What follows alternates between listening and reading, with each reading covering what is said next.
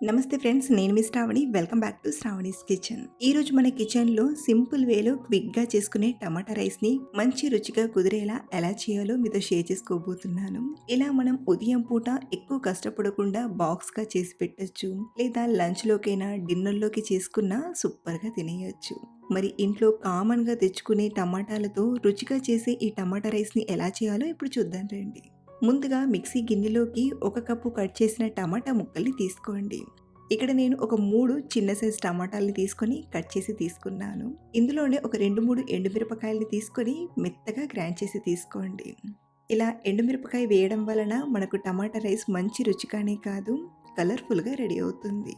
ఇప్పుడు ఇంకొక ప్లేట్లోకి 7-8 పొట్టు వలిచేసిన వెల్లుల్లిపాయల్ని, 1 ఇంచ్ అల్లం ముక్కల్ని, కొన్ని స్పైసెస్ని తీసుకోండి.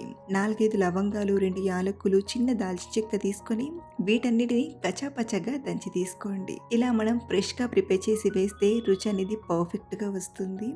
ఇప్పుడు స్టవ్ ఆన్ చేసి ప్యాన్లోకి ఒక 2 టేబుల్ స్పూన్ల నూనెని తీసుకొని, నూనె వేడయ్యాక కొంచెం బండ పువ్వు అంటే స్టోన్ ఫ్లవర్ని తీసుకోండి. అలాగే 2 బిర్యానీ ఆకుల్ని, 1 టీ స్పూన్ జీలకర్రను తీసుకొని ఇలా దూరగా ఫ్రై చేశాక ఇందులోకి 1 కట్ చేసిన పచ్చిమిరపకాయ ముక్కల్ని, అలాగే సన్నగా తరిగిన 1 ఉల్లిపాయ ముక్కల్ని తీసుకొని ఫ్రై చేయండి. మరి ఎక్కువ ఫ్రై చేయాల్సిన అవసరం లేదు. ఇలా కొంచెం దూరగా ఫ్రై అయ్యాక ఇందులోకి మనం దంచిపెట్టిన అల్లం వెల్లుల్లి పేస్ట్ని, అలాగే కొన్ని కరివేపాకుల్ని తీసుకొని ఫ్రై చేయండి.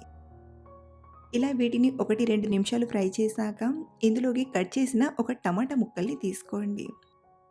ఈ టమాటా రైస్లో గ్రైండ్ చేసిన టమాటా ప్యూరీతో పాటు ఇలా కొన్ని టమాటా ముక్కలు వేయడం వలన అక్కడక్కడ కనబడుతూ చాలా బాగా అనిపిస్తుంది. అలాగే ఇదే టైంలో మనం గ్రైండ్ చేసి పెట్టిన టమాటా ప్యూరీని కూడా తీసుకొని మంటను మీడియం ఫ్లేమ్లో పెట్టి బాగా ఫ్రై చేయండి. ఒక 2-3 నిమిషాలు ఇలా కలుపుతూ ఫ్రై చేసామంటే ఇదంతా చక్కగా ఫ్రై అయ్యి లైట్గా ఆయిల్ వదులుతుంది. మరి ఇదంతా దగ్గరగా వచ్చేంత వరకు ఫ్రై చేయాల్సిన అవసరం లేదు.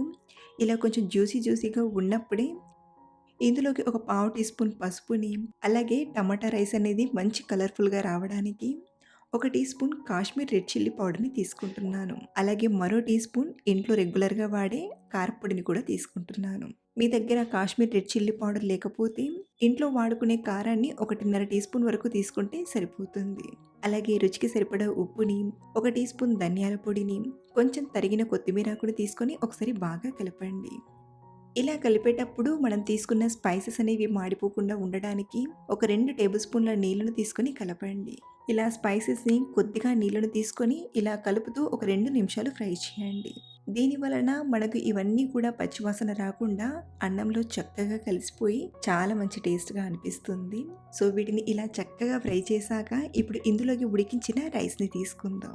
ఇక్కడ నేను ముందుగానే కుక్కర్లోకి 1 గ్లాస్ బాస్మతి రైస్ని తీసుకొని బాగా కడిగి 1 గ్లాస్కి 1.5 గ్లాస్ నీళ్ళను తీసుకొని 1 విజిల్ వచ్చేంత వరకు ఉడికించాను.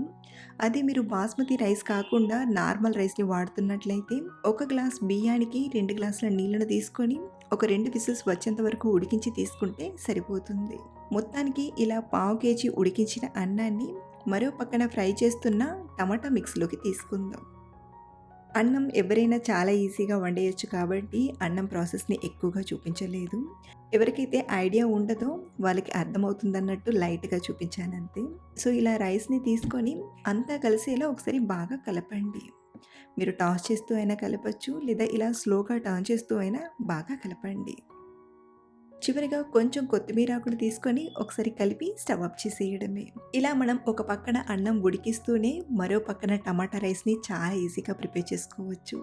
ఇలా ఉదయం లంచ్ బాక్స్లోకే కాదు, తక్కువ టైంలోనే వంట చేయాలనుకున్నప్పుడు ఇలా క్విక్గా చేసుకొని టేస్టీగా తినేయచ్చు. సో మీకు ఈ ప్రాసెస్ నచ్చితే ఇంట్లో ఒకసారి తప్పకుండా ట్రై చేయండి, డెఫినెట్గా నచ్చుతుంది.